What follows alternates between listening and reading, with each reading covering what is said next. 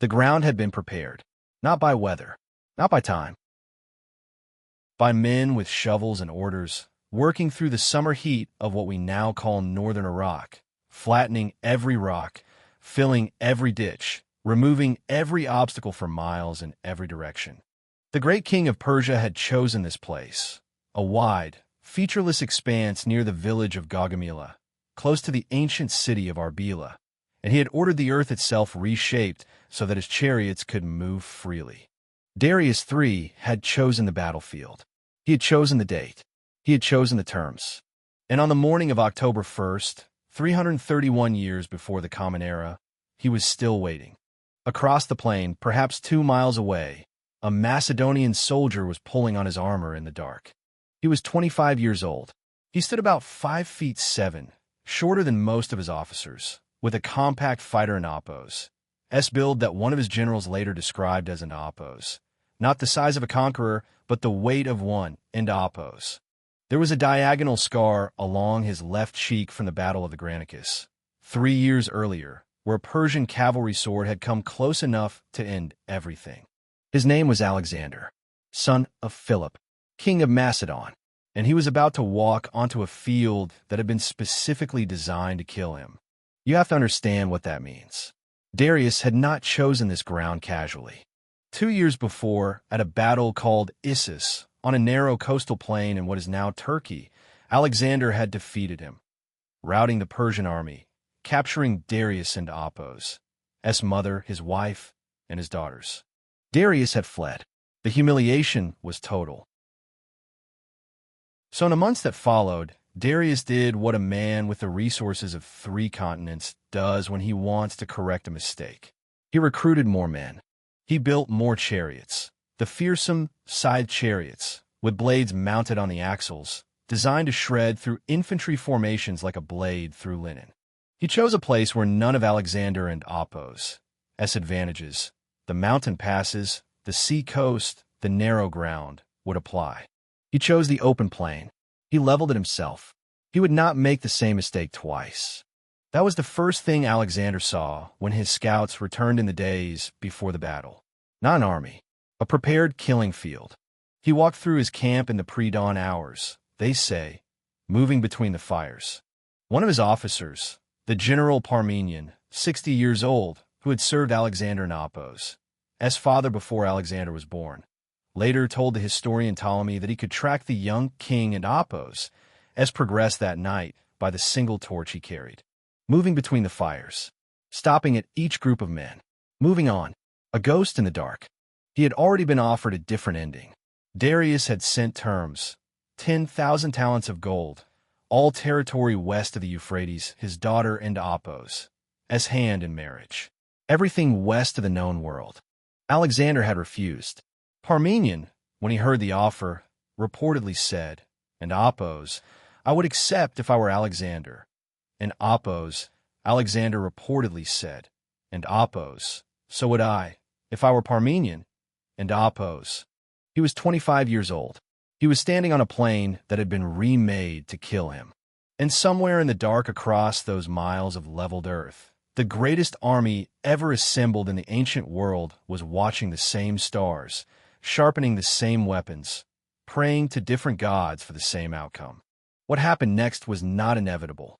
Nothing about it was inevitable. That and Oppos. That's the part history tends to forget. Here is what you are up against if you are Alexander of Macedon on the morning of October 1st, 331 BC. The Persian Empire is not a country. It is a fact of the world. It has existed for more than 200 years, longer than the United States has existed today. It stretches from the Aegean coast of modern Turkey to the borders of modern India, from Egypt in the south to the Central Asian steppe in the north. It encompasses at various points somewhere between 40 and 50 million people, roughly 1/3 of every human being alive on the planet at that moment. Think about that. 1 in 3 humans on Earth lived under the Persian flag, paid Persian taxes, answered to a Persian satrap. The word satrap is Persian. It means something close to and Oppos, protector of the realm, and Oppos. The empire was divided into roughly 20 to 30 of these provinces, each governed by a royal appointee, each responsible for feeding men and money upward to Darius in his capital at Persepolis. It was a machine for extracting wealth and projecting power across a distance that would take months to travel on horseback. And it had worked, more or less, for 2 centuries. Against this machine, Alexander had brought 47,000 men. Ancient sources give the Persian numbers at Gaugamela in figures that strain credibility. Arrian, drawing on the eyewitness account of Ptolemy, estimates 1 million infantry. Modern scholars, working from logistics and terrain, revise that down considerably. Somewhere between 100,000 and 200,000 combatants, with approximately 40,000 cavalry. There were 200 scythed chariots. There were 15 war elephants, positioned at the front of the Indian contingent, visible from a distance as dark shapes moving slowly against the pale dust. 200 scythed chariots. You have to hold that image. A chariot with curved iron blades, perhaps 1 meter long, mounted to the axles on both sides, so that when the chariot accelerates through an infantry line, it doesn't into oppose. Just kill. It dismembers. Darius had used them to nightmarish effect in earlier campaigns. Against the tight formation of the Macedonian phalanx, with its weapon, the sarissa, a pike between 5 and 7 meters long, requiring 2 hands to operate. The side chariot was a calculated answer to a specific problem. The sarissa is worth understanding. It is not a spear. It is closer to a telephone pole with a blade on the end.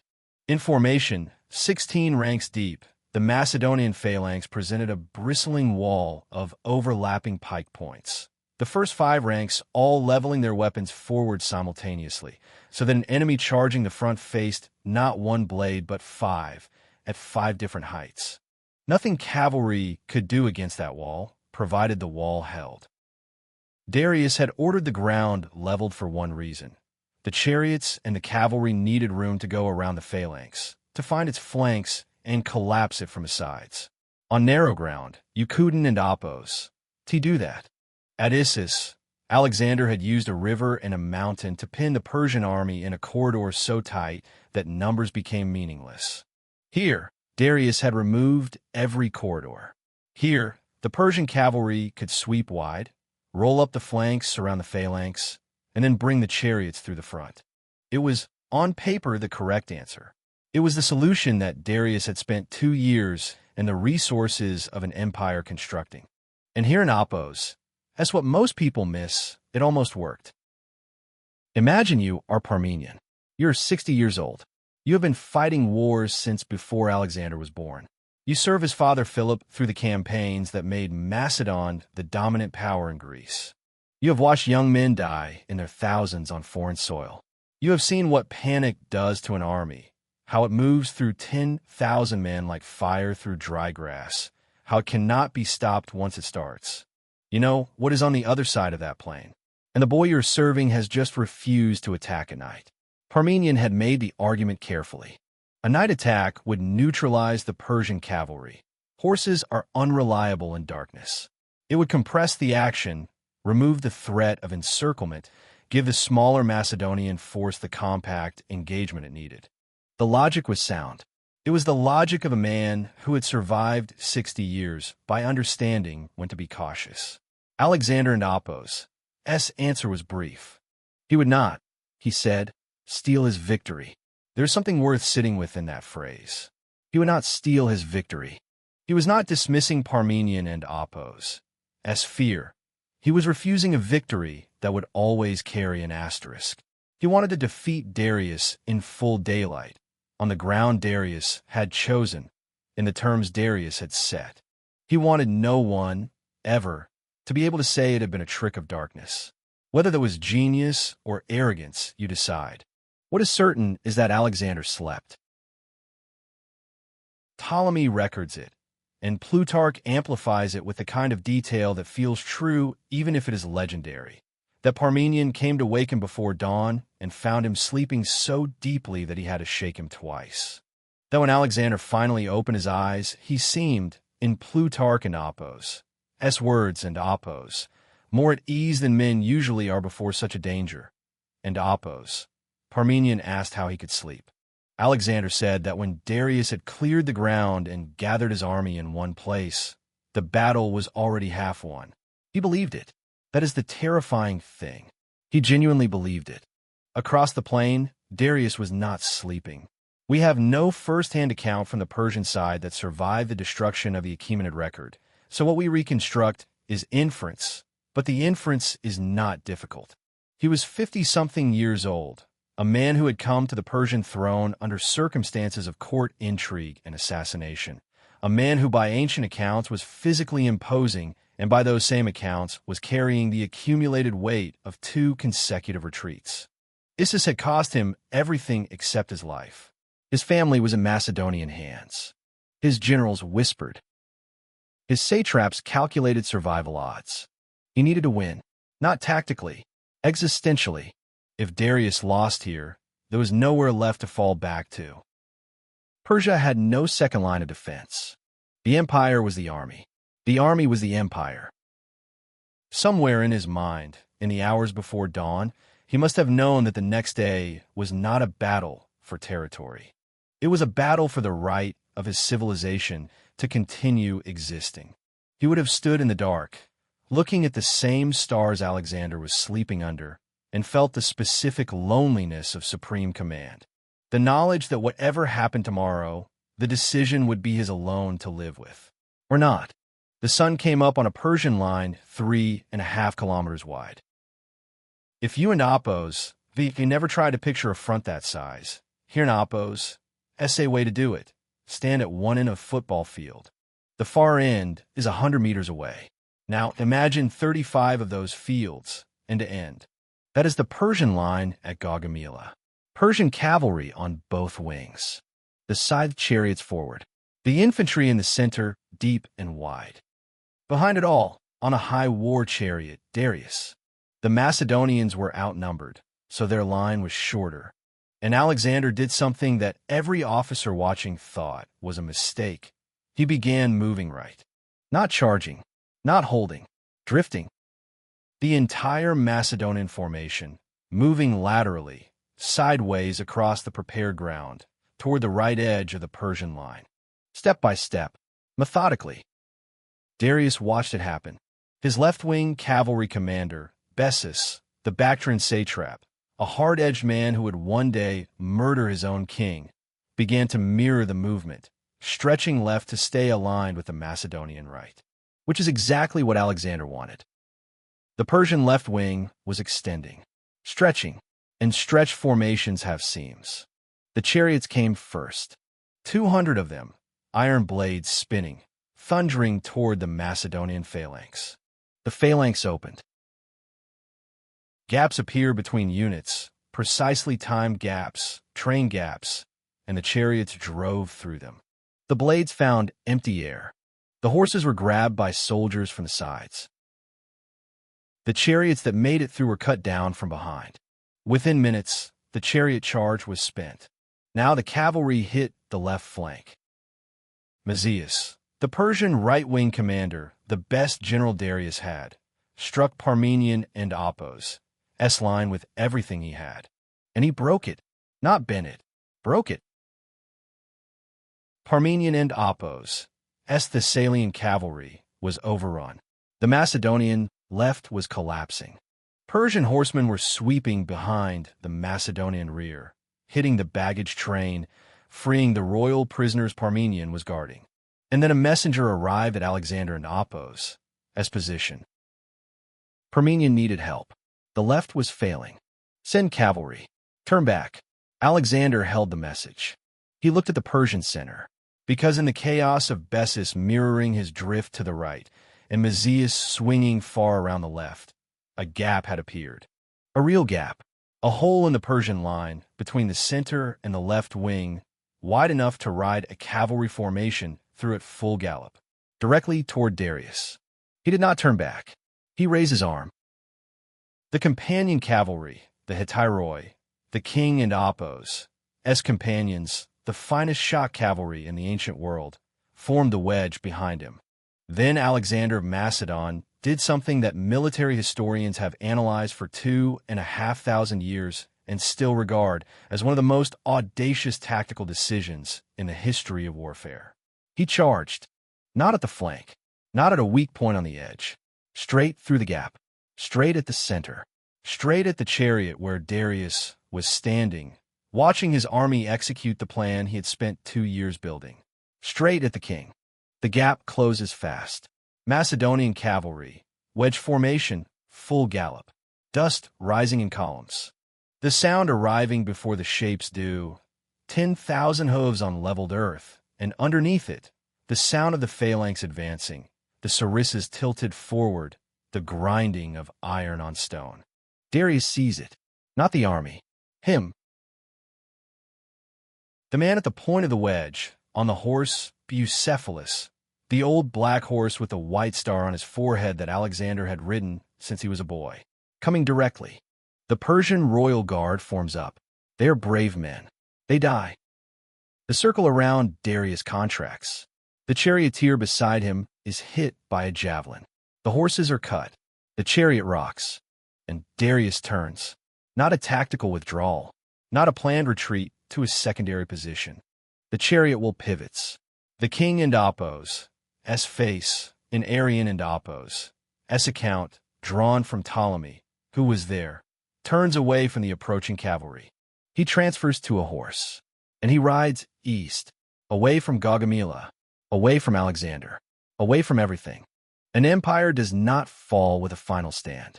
Sometimes it turns and rides. The Persian center, seeing their king flee, breaks.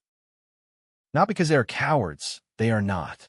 Because command has left the field. Because the weight of what they were holding in place is suddenly weightless. Units dissolve. The line folds. Men who had stood firm against the phalanx now move, first at the edges, then in cascades, then all at once. Here is where Alexander has to make a choice. He can pursue Darius. He is close. He is mounted. The king is in sight. One more hour of riding, and the war ends tonight, cleanly, completely. Or he can turn back, because a second message has arrived from Parmenion. The left flank is not just bent. It is gone. Persian cavalry has broken through. Men are dying. Parmenion himself is in danger. Alexander stops. He turns the companion cavalry west, back across the battlefield, back through the bodies and the smoke and the broken chariot frames, back to where Parmenion is holding the line with whatever he has left. By the time he arrives, Mazias has already begun to withdraw. Word of Darius and Apos. Flight has reached the Persian right. The breakthrough has stalled. The battle, by the time Alexander rejoins it, is over. Gaugamela is won. And somewhere to the east, in the gathering dark of an October evening, a single torch moves. It belongs to the bodyguard of the Persian king, retreating across the same plain that Darius had leveled for his triumph. It shrinks. It flickers. It does not go out, not tonight. But it grows smaller and smaller until the dust swallows it. And then there is nothing left of the Achaemenid Empire on that field except the dead. The same torch Alexander had carried through the camp the night before, moving between his men, ghost quiet, mapping their fear, was now the last light of the world that had come to end. He watched it go. Here in Apos, that's the thing about Gaugamela that doesn't in Apos, get enough attention. Darius was and Apos, incompetent. His plan was genuinely good. He chose the right ground. He brought the right weapons. He had a commander, Mazias, who actually succeeded at his assigned task. On the left, Bessus nearly contained Alexander and Apos, drift. The side chariot charge failed, but it was a reasonable gamble. By most military logic, Persia should have won that battle. What Darius couldn't in Apos, planned for was a man who would identify the one moment when the plan left a seam and drive through it without hesitation, at full speed, with everything he had, aimed directly at the person who mattered most. Napoleon studied Gaugamela before Austerlitz in 1805. He was fighting a numerically superior Austro-Russian coalition, and he used almost the same logic, draw the enemy and Apos. Strength to one flank, find the gap, hit the center with everything. He called Alexander and Apos, Oblique advance, the most beautiful tactical decision in military history. Napoleon won Austerlitz. He later said it was the only battle in his career that completely satisfied him. The lesson traveled 22 centuries and still worked. So here are the 3 things Gaugamela actually teaches you. The first is about asymmetry. A larger force is not automatically a stronger position. Darius and Apo's numbers were his weakness. A line 3.5 kilometers wide cannot be commanded from the center. Communication fails. Units act independently. Gaps appear. Alexander and Apo's genius was not that he was brave. It was that he was specific. He didn't in Apo's. He attacked the army. He attacked the command structure. He made Darius the target. The second is about the cost of hesitation. Alexander received Parmenion and Apo's message at the exact moment the gap appeared. He had seconds to decide. He chose the gap and trusted that Parmenion could hold. If he had turned back, if he had been cautious, if he had been the general Parmenion and Apo's experience told him to be, Darius escapes into a reorganized empire. The war continues for years, maybe decades. The decision he made in those seconds ended the Persian Empire as a sovereign state. The cost of hesitation in that moment was everything. The third takeaway is the one worth carrying. Darius had 2 years to prepare that battlefield. He had the resources of 3 continents, the loyalty of 50 million subjects, the accumulated military knowledge of 2 centuries of Persian warfare. He built what he believed was an unbeatable position. And it was unbeatable, except for the one thing you can never plan for. A person who doesn't end Apo's, care about your plan. Alexander didn't end Apo's. Engage with the battlefield Darius designed. He looked at it, found the one moment it left a seam, and drove through. Not because he was reckless, because he understood that the goal was never to survive the battle. The goal was to end it. What an Apo's? That's the equivalent in your field. Where have you been designing a battlefield that someone, someday, might simply not engage with? If you made it this far, you already know the answer has something to do with the gap, the one you and Apo's, either defending against or waiting to find. Which moment do you think decided Gaugamela, Alexander and Apo's decision to drift right at the start, or his refusal to turn back when Parmenion called? I want to read your answers below. And if this is the kind of history that makes you feel the ground shift under your feet, there in Apo's, that's more where that came from.